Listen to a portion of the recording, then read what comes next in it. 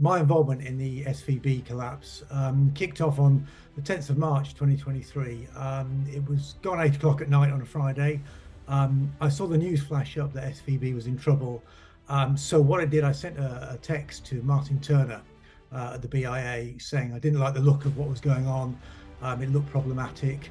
And what was clear was that the UK side of SVB said there was a problem in the US, but everything's fine in the UK. From my point of view, I'd lived through the collapse of Anderson as an accounting firm where the problem was in the US, but it destroyed the UK as well. So I could see there was going to be a problem. And also when banks go wrong, they go wrong quickly.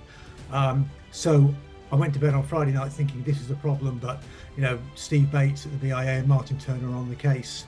By Saturday morning, it was clear there was a real problem. My phone was blowing up. I had lots of people getting in touch with me going, what's going on? Is the BIA doing something?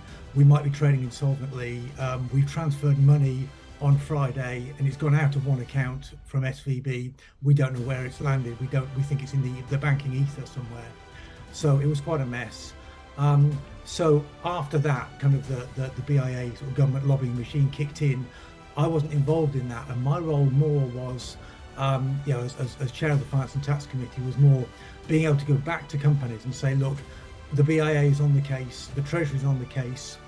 Although this is not a systemic threat to the UK banking system, it is absolutely a systemic threat to the UK biotech industry.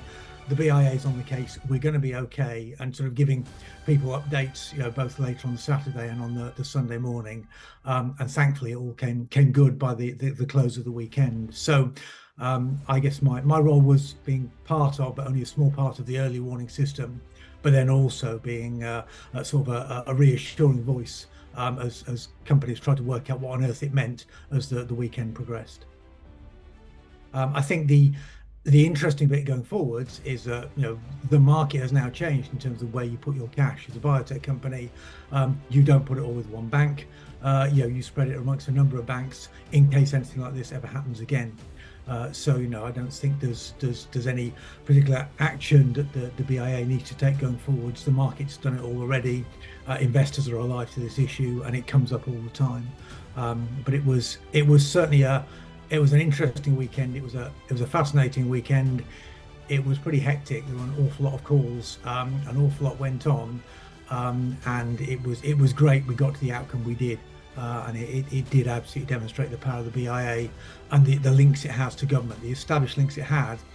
It was able to use in a way that really cut across existing committees and normal sort of finance bill mechanics and that kind of thing. This was just all hands on deck. We have to fix this. And it certainly got fixed, and it got fixed at speed, and I was delighted to be involved in it in just a small way.